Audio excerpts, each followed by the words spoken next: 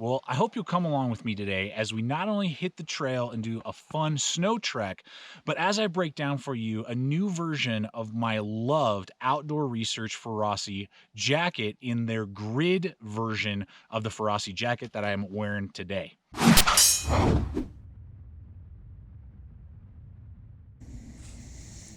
Well, guys, here we go. Let's have some fun, as I'm sure I bumped the crap out of this mic. But as I've said, guys, now this year, 2019, 2020 winter season, Outdoor Research released this grid design. And as I was doing some research, it looks like almost every year they try to up their Ferrosi or Ferrosi, however you want to pronounce it, series when it comes to their coats because of that original jacket that I have used, I think, for 4 years now, before my son was born.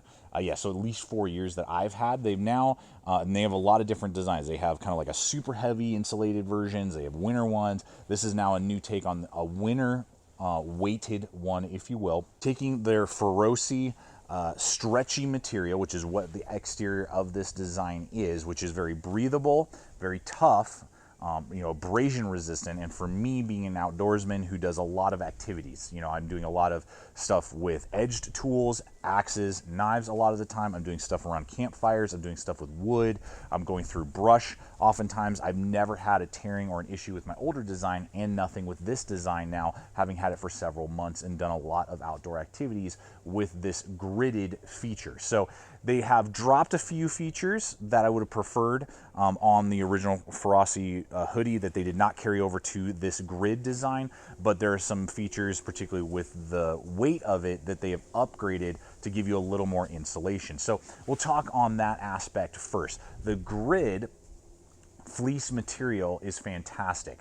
The way that they designed it is that, if we look here, as I said a little earlier, you have this stretchy material, and I'll be annotating in the material breakdown of it.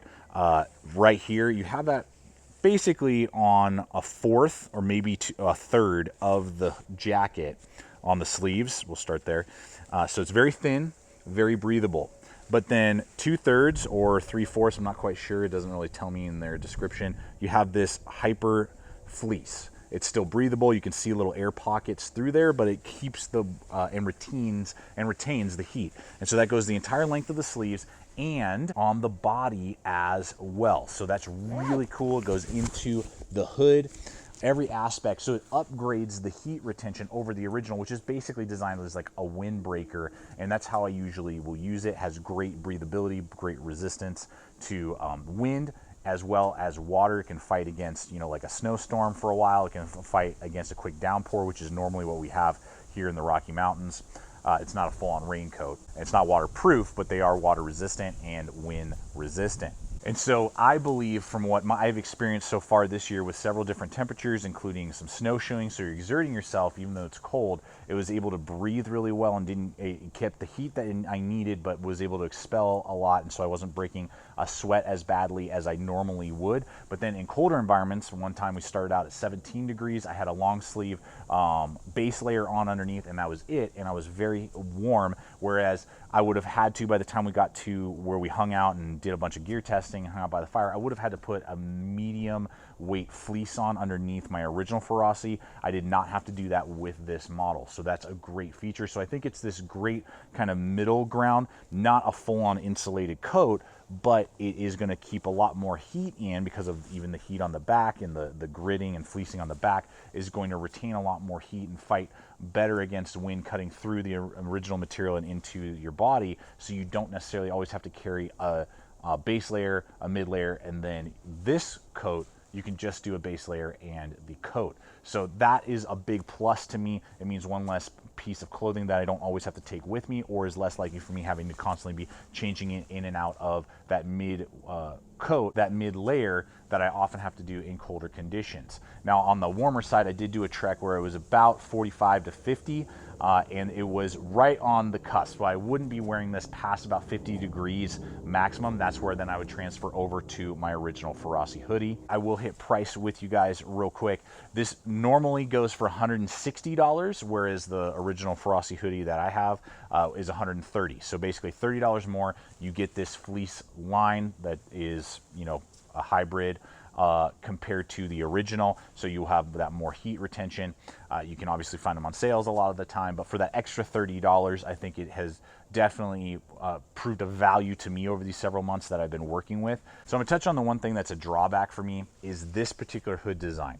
Now on the original Ferrosi hoodie, they have a fully adjustable with a shock cord hood that I love. It's phenomenal. I can use it all the time, helps block the wind off of my ears and my back, and if it's raining or snowing, it works fantastic.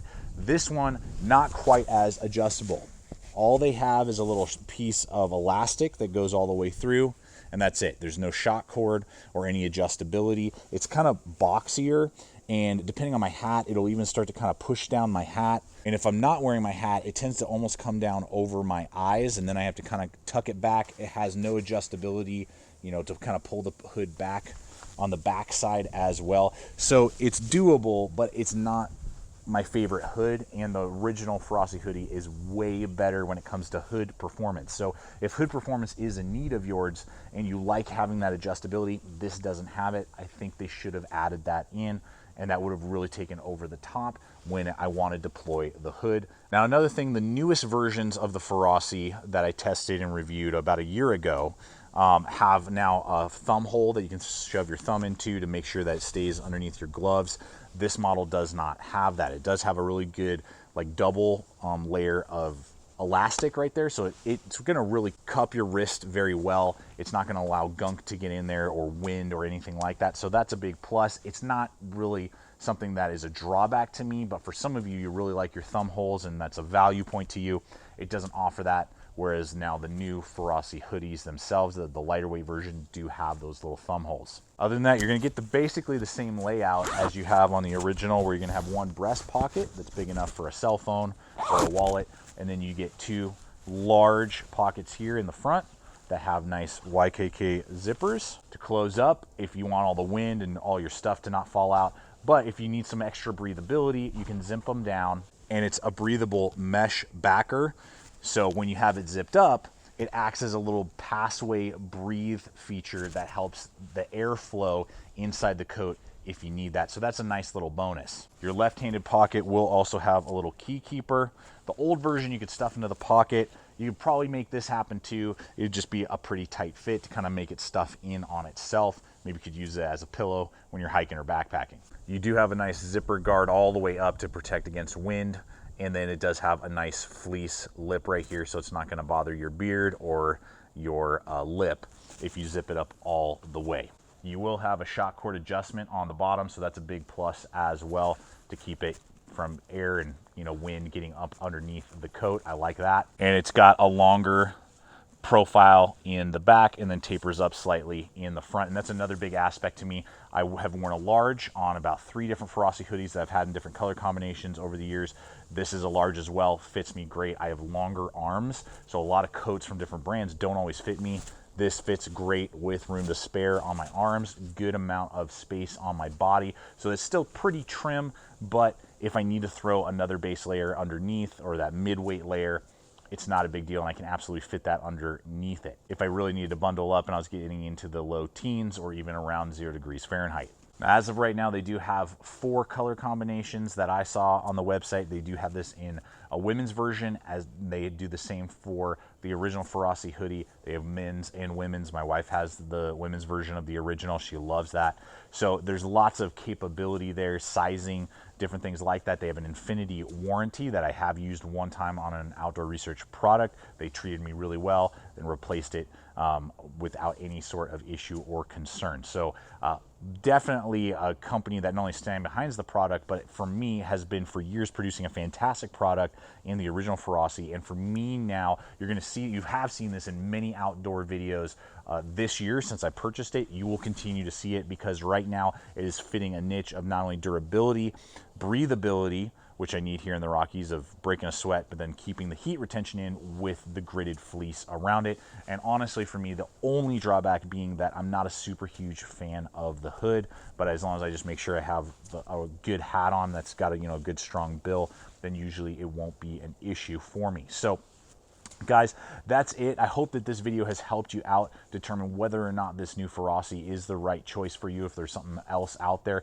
check out all of their different layers, because they have, again, insulated all the way down to that super lightweight option, so you can check those all out. Again, we'll have links for you guys below over to the websites that we offer. We appreciate when you purchase through all of those hyperlinks. And guys, finally, check us out on Instagram, Facebook, all the other stuff popping up, the video. Subscribe if you're not a current subscriber. Ask any questions, and I'll hopefully be able to answer them for you in the comments below. And finally, always remember, stay equipped, stay prepared, and we'll see you out there.